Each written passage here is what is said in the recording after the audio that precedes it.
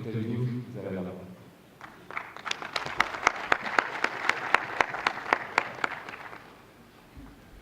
Bonjour à tous, bonjour à Dr Yaya. C'est un plaisir énorme, immense de vous entendre parler et de découvrir que je suis un peu votre aîné au niveau de l'UFR de sciences juridiques. À l'époque, c'était l'UER de sciences juridiques, l'unité d'enseignement et de recherche. C'est par la suite que c'est devenu unité de formation et de recherche. Mais on aura l'occasion d'en parler tout à l'heure et je vous remercie de la présentation que vous venez de faire. Donc, je remercie la cellule des étudiants de Réumi de l'Université Gaston Berger. À l'époque aussi, je vais finir par penser que je suis un dinosaure. Ça ne s'appelait pas encore l'Université Gaston Berger, ça s'appelait l'Université de Saint-Louis. Donc moi, je suis diplômé de l'Université de Saint-Louis, USL. Que de changements. Donc je remercie la cellule des étudiants de Réumi de l'Université Gaston Berger, à travers M. Khadim Baye, qui vient de nous faire un discours extrêmement intéressant. Nous aurons l'occasion de parler de l'engagement de la jeunesse. Je remercie aussi la cellule des cadres du parti Réumi, qui a travaillé avec les étudiants pour rendre cette venue plus simple, plus facile. Je vais remercier aussi particulièrement les responsables de notre parti. On aura l'occasion d'en reparler tout à l'heure, à commencer par le vice-président du parti, M. Déthié Fall, qui est de Saint-Louis aussi, le docteur Abdoulaye Ndoye, qui nous a toujours réservé ici un accueil particulièrement chaleureux. J'ai failli ne pas le reconnaître parce que tout à l'heure, il était en grand boubou, là maintenant il est en costume cravate. Il porte très bien ses 7 décennies d'âge. J'aurais peut-être pas dû le dire. Je remercie aussi le colonel Kébé, qui nous a hébergés chez lui et qui a dû partir malheureusement parce qu'il a un décès. Je remercie, moi je connaissais Cheikh Moussa Kamara, je viens de découvrir qu'il s'appelle Baye Kamara pour les Saint-Louisiens. Donc un remerciement particulier pour la mobilisation, pour vos conseils. Vous avez toujours été là pour nous. Nous avons aussi, vous n'étiez pas là, mais nous sommes passés faire un tour au niveau du siège que vous avez pris pour le parti. Nous en sommes excessivement fiers. Et je disais que c'est l'endroit idéal pour fêter une victoire d'une élection présidentielle sur la terrasse. Et je remercie toutes ces dames, ces jeunes filles et ces messieurs en orange qui l'ont accompagné. Donc merci à vous. Donc aujourd'hui, je suis à Sanar. Sanar 1, comme on dit, ça fait très longtemps. Je suis venu ici un matin du 17 décembre 1990. Beaucoup d'étudiants ici n'étaient pas encore nés. Et on nous appelait les 600 djambars de l'Université de Saint-Louis.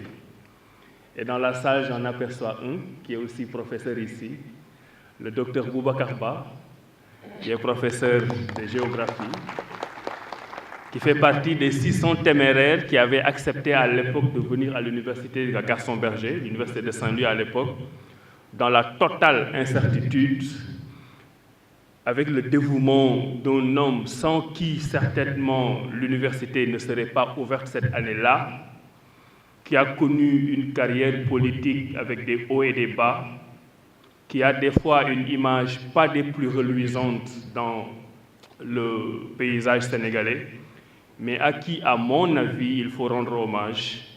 Il s'agit de M. Djibo Leyti Ka. Il faut raconter l'histoire comme elle s'est déroulée. Cette université, je pense, avait été commencée à être construite en 1976 avec Senghor. Et pendant 15 ans, elle n'a jamais pu être ouverte. Et c'est avec la détermination du ministre de l'Éducation nationale de l'époque, Iboka, qui s'est dit « je veux ouvrir cette université, je veux y amener les meilleurs ». Et à force de détermination, il l'a fait. Nous avions été orientés, comme tout le monde, au mois de septembre, je crois. En octobre, déjà, à Dakar, ils avaient commencé les cours. Et nous, on ne savait même pas si on allait venir à l'université. C'est finalement que la rentrée avait été retenue pour le 17 décembre. Et comme je vous ai dit tout à l'heure, moi, je suis arrivé ici le 17 décembre 1990 à 8h30 très précisément. Et quand je suis arrivé ici, j'ai regardé les listes, j'ai été logé au village A. Et quand je suis arrivé au village A, au moment d'entrer, on nous a dit non, non, non, vous n'êtes pas encore assez grand, vous avez un chef de village, il faut aller le voir. C'est celui qui va vous dire dans quelle chambre vous êtes et comment vous allez devoir vivre ici à l'internat. Et ce chef de village aussi, aujourd'hui, il est là, Pape Ousmane Cissé. J'ai eu énormément d'émotions en le revoyant. Lui aussi, il porte très bien son âge. On n'a pas l'impression que tout ça s'est déroulé il y a 28 ans. Ça fait longtemps quand même, 28 ans. Et POC, comme on l'appelait à l'époque, est encore là en train de servir son pays à travers le Centre des œuvres universitaires. Donc merci aussi à vous. Je ne pourrai pas citer tout le monde, mais sachez que j'ai eu énormément d'émotions. Et je le disais encore tout à l'heure, ça va être la fin de la séquence émotion, que Sanar m'a tout donné. Et je le dis partout, il paraît que c'est devenu une chanson. Tout à l'heure, j'étais au village A, qui est mon village, où je suis allé faire mon petit pèlerinage. Mais quand je suis passé au village B, je n'ai pas pu m'empêcher de regarder d'un coin de l'œil le G6B. Parce que c'est là-bas aussi que j'ai pris mon épouse, qui est encore avec moi toutes ces années. Et qui m'a donné une superbe famille. Donc Sanar m'a donné mes meilleurs amis, mes diplômes, mon épouse, ma famille. Sanar m'a tout donné. Aujourd'hui, je viens ici à titre de politique. Ce sera le sens de mon introduction. On me connaît au Sénégal comme un homme politique. Oui, Abdourahmane Diouf de Réumi. Quand je viens à Sanar, j'ai un sentiment aussi ambivalent, puisque c'est là où j'ai eu ma formation et que je suis dans un auditorium.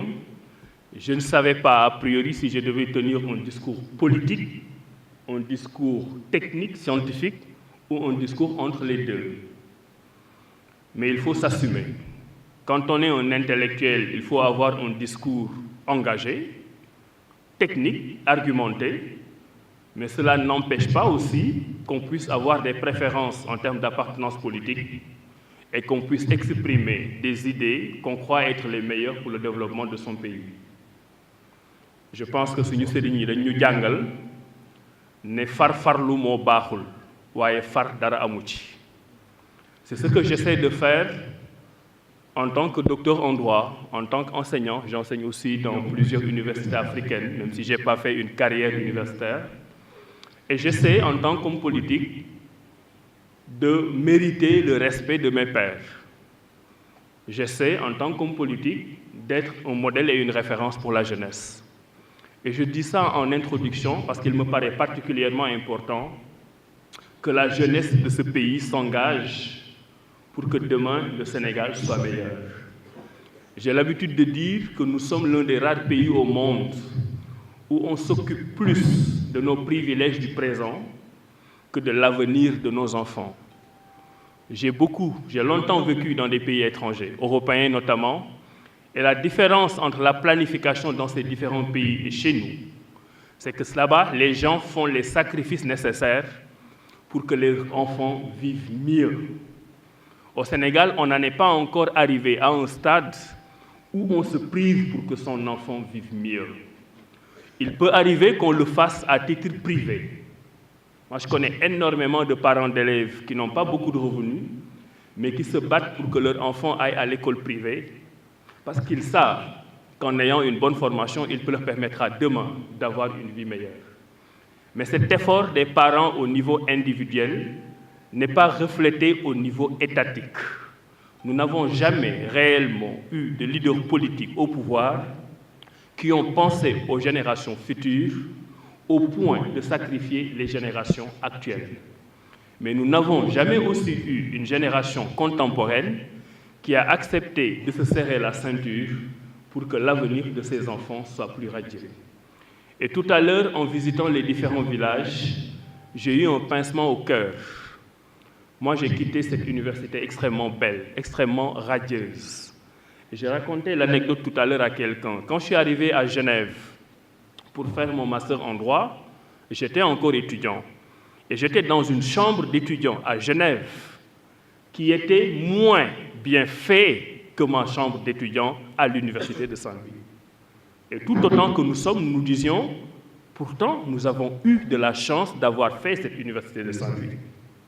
Mais tout à l'heure, quand je suis entré dans les chambres, surtout dans les chambres des jeunes filles au village Paix, j'ai vu ici ce que je vois partout au Sénégal. Le Sénégal, c'est l'un des rares pays au monde où les gens passent leur temps à regretter le passé, parce que le passé est toujours meilleur que le présent, ce qui est une catastrophe. Dans n'importe quel pays du monde, vous allez quelque part en 1990, vous revenez 30 ans après, vous allez vous rendre compte que c'est mieux que ce que vous aviez laissé. Au Sénégal et pratiquement dans tous les domaines, ce qu'il y avait il y a 30 ans est pratiquement toujours meilleur que ce qu'on a maintenant. Et ça pose un problème de gouvernance. Ce n'est pas le fait seulement du président actuel, c'est le fait que notre pays n'est pas encore suffisamment organisé pour que notre intérêt national vital soit au-dessus de tout.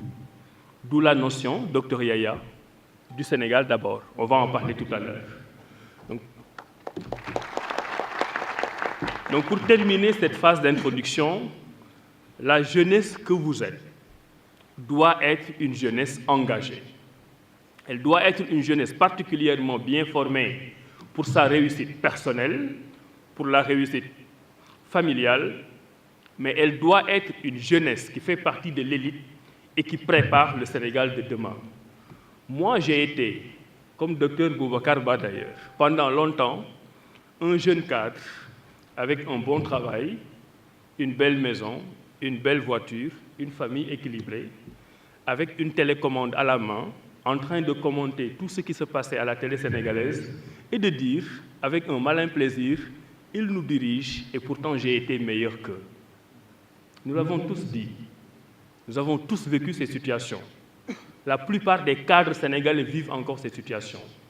Je n'aimerais pas que vous viviez ça, parce que si vous faites partie des meilleurs et que vous ne vous engagez pas pour votre pays, ceux qui ne sont pas engagés, ceux qui ne font pas partie des meilleurs, mais qui veulent diriger les affaires publiques, vont vous diriger, vont vous appliquer des décisions publiques qui ne conviennent pas à vos intérêts, et vous n'aurez aucune possibilité de remettre en cause ces décisions, et c'est une catastrophe.